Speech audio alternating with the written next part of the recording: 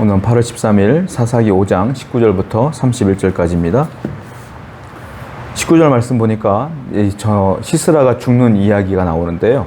왕들이 와서 싸울 때 가나안 왕들이 무기또 물가 다한악에서 싸웠으나 은을 탈취하지 못하였도다, 이렇게 표현하고 있어요. 자, 가나안 사람들은 이스라엘과 싸웠을 때 쉽게 이길 줄 알았어요. 군사력이 워낙 뛰어났기 때문이죠. 그리고 은을 탈취할 수 있을 줄 알았어요. 쉽게. 그런데 뭐라고 썼습니까? 은을 탈취하지 못했다. 왜냐? 그 이유가 나오는데요. 20절에 보니까 별들이 하늘에서부터 싸우되 그들이 다니는 길에서 시스라와 싸웠도다. 21절에 기송강은 그 무리를 표류시켰으니 그 기송강은 옛강이라 내 영혼아 네가 힘 있는 자를 밟았도다. 이게 무슨 말이냐면 가나안이 이스라엘을 점령하여 금방 싸워서 은을 탈취할 줄 알았어요. 그런데 어떤 일이 벌어지냐면 하나님이 싸우시는 거예요. 이스라엘과. 뭐라고 썼습니까? 별들이 하늘에서부터 싸웠다. 이 말은 하나님이 역사하기 시작한 거예요. 그들이 기송강에서 싸웠는데 기송강에 물이 불어나요. 그리고 그 가나안 백성들의 그 군사를 다 뒤에 엎어버린 거예요. 다 죽었어요. 쉽게 말하면. 무슨 장면이 생각납니까? 출애굽했을 때 애국 군사가 홍해바다에서 수상됐던 것. 그 사건과 동일한 사건이 벌어지게 되는 겁니다. 하나님이 그들을 이기신 것이죠. 여러분, 하나님이 누구 편인가가 중요해요. 군사력이 막강했지만 군사력이 전혀 없는 이스라엘 편에 하나님이 딱 섰더니 군사력이 막강했던 가나안은 그냥 무너져 버리는 거예요. 하나님이 누구 편이냐? 하나님이 여러분 편이면 여러분들의 승리는 보장되어 있다. 하나님이 우리 편이면 우리는 승리한다. 반드시 기억하셔야 돼요. 그 이야기들이 쭉 기록되어 있다라는 것이죠. 그리고 또 하나 23절 말씀 볼까요? 갑자기 하나님을 찬양했던 이 찬양의 시들이 저주의 시로 바뀌어요. 23절 여호와의 사자의 말씀에 메로스를 저주하라. 메로스를 저주하라. 저주의 이유가 나와요. 너희가 거듭거듭 그 주민들을 저주할 것은 그들이 와서 여호와를 돕지 아니하며 여호와를 도와 용사를 치지 아니함이니라 하시도다.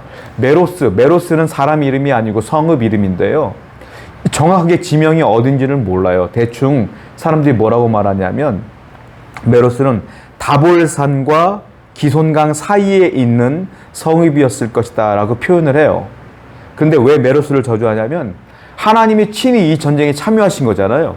우리 앞에서 본 것처럼 하나님이 이스라엘 사람과 도와서 싸우고 있는 건데 메로스 사람들은 손 하나 까딱하지 않아요. 전쟁에 참여하지 않아. 그들은 구경만 하고 있는 거야.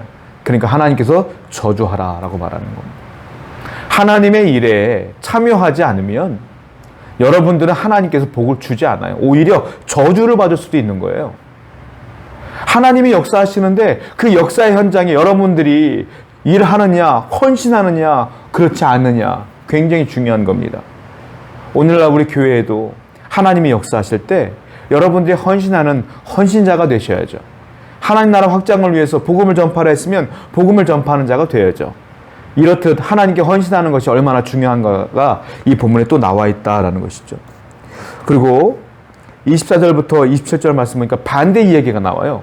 자, 메로스는 이스라엘 사람들이야. 그런데도 저주를 받았어. 왜? 헌신하지 않으니까. 그런데 지금 24절을 보게 되면 이방 여자가 나오는데 이방인인데 하나님께 헌신해. 그래서 어떻게 해요? 복을 받아요. 내가 출신이 어딘가가 중요하지 않아요.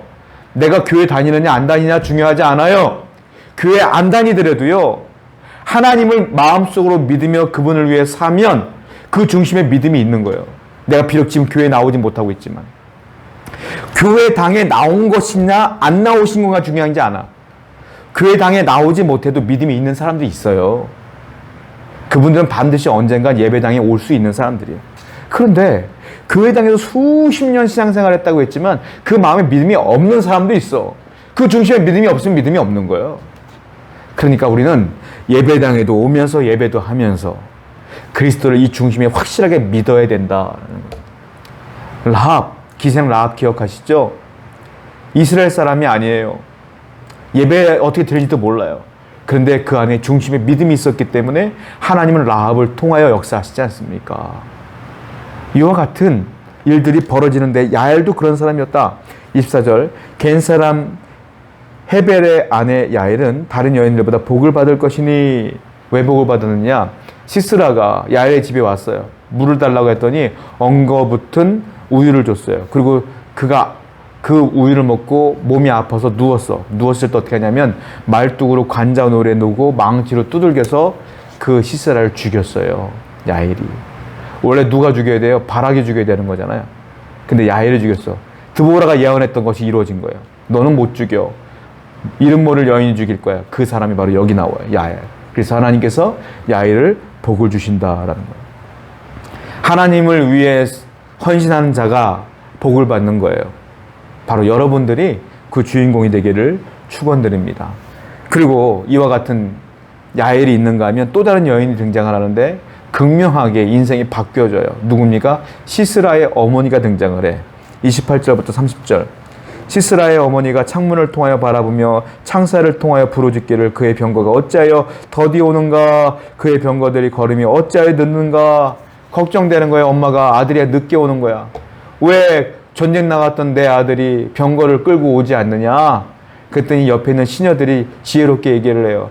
아마 이기고서 전리품을 나누라고 늦는 거예요. 오실 때는 채색 옷을 입고 오실 거예요 라고 말하는 거예요. 이미 시스라는 우리가 알다시피 야엘에 의해서 죽은 상태예요. 여러분, 이 시스라의 어머니는 한없는 마음의 원통함을 갖고 살 것이고 이 야엘은 하나님께 순종함으로 복을 받는 자가 된 것이죠. 우리는 선택을 해야 돼요. 항상 하나님을 믿는 자가 될 것이냐, 하나님을 떠나는 자가 될 것이냐, 하나님을 따르는 자가 될 것이냐, 하나님을 따르지 않는 자가 될 것이냐, 헌신하는 자가 될 것이냐, 헌신하지 않는 메로스와 같은 자가 될 것이냐.